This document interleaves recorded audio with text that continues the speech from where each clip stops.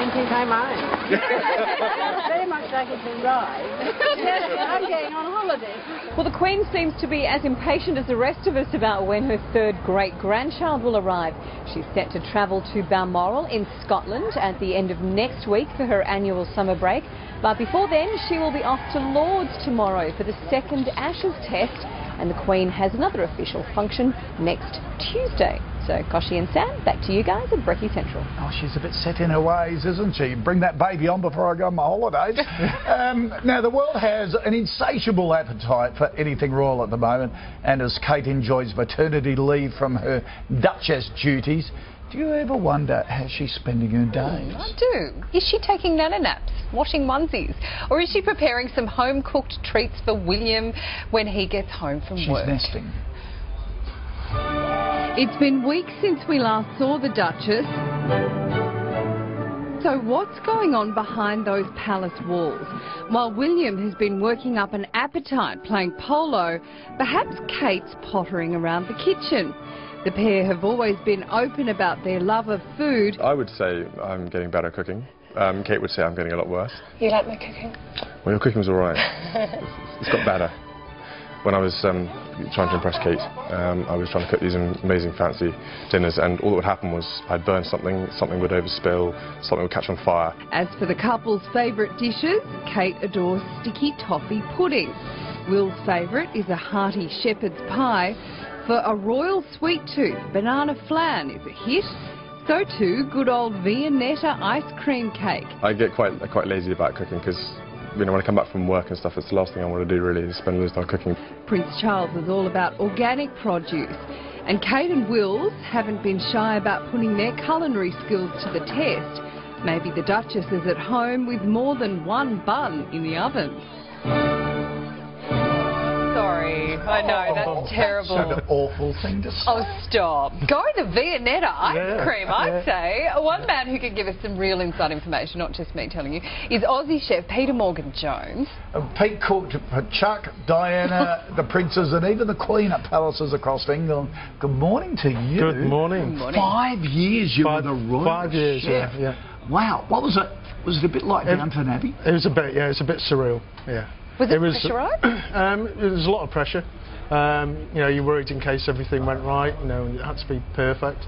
But you had a lot of support too. There was a lot of back of house personal queries that you had to look after too, and butlers, and so it was interesting. Were they nice to you? Yeah, they were really good. Yeah, really nice people. yeah. Charles and Di were very approachable. Right. Yeah, I never got to meet the Queen. That had to be there 5 years over 5 years to be formally introduced to the Queen. Oh, right. Oh. Yeah. So how does it work when they're not having a big grand state dinner and they're just at home in front of the TV? Is there a menu, or do they ring the kitchen and say, Pete, I just feel like some hot chips? Well, Buckingham Palace was like a hotel, so they have, you know, they have the bells which they have in Downton Abbey, and the personal query come, and they'd obviously say what they'd like for lunch or dinner, and then they'd just place an order and it'd go down into the kitchen.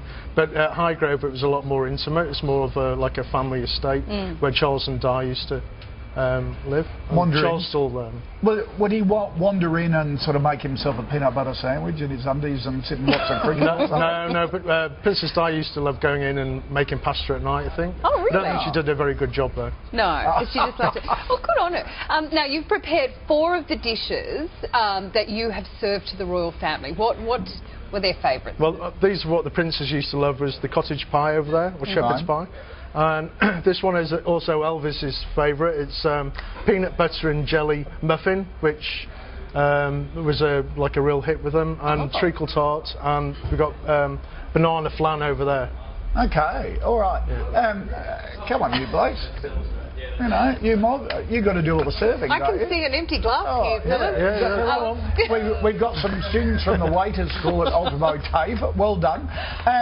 Now, what are you going to show us first? So, the cottage pie, how do you make that? What's the secret to it?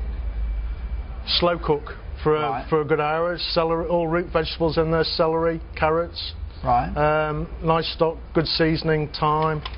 Right. Okay. Yeah, and that's it. And it seems, according to that story, it seems the royals might have a sweet tooth. Is that a fair assumption? They do. Do you mind if I dig into this muffin with a fork? Doing a bit of George That's the peanut butter muffin with jelly. Oh, And this was Elvis's favourite as well. Well, no, he liked peanut butter and jelly sandwich, I think. Someone get me a onesie. And a lot of them. Yeah, I think so. Oh, yum. Yeah. That is good. And this other little treat next to it. That's the banana flan. That was a hit with the princes when they were kids. Right. And it'd be this dainty little size. No, as well. I daintified it for our high tea Oh, okay. experience. okay. Did You you feel mean- like you've got to put your finger out with all this sort of stuff, don't you? Did they have good manners? Very good manners, yeah. Yeah. Okay. Did you ever drop anything on the floor and do the 7-second rule? I did. Don't tell them that. I'm so glad you were honest about that. Just wipe it off and put it on the grill. 5 seconds, one hand. I love it. Now, Wills, you must be pretty proud the way he's grown up and stuff like that. Is he a cook? Does he have any kitchen skills that you know? From my understanding, I don't think he's the best cook. Right, okay. So he wouldn't be bashing up a couple of... I don't think so, no. What do you know about Kate? Apparently she's quite a good cook. I mean, Okay. I've been over here 20 years, so like when I left, they were 5 and 7. So Harry was 5 and William was 7. So okay, that's fantastic. So what do you do now? I work for aged care provider. I'm a food ambassador for Hammond Care, and we look So after people living with dementia. Oh, So that's I'm giving something back to the. Rather than fabulous. So feeding you- people with you do- egos, look, I've done the restaurants. I want to just do.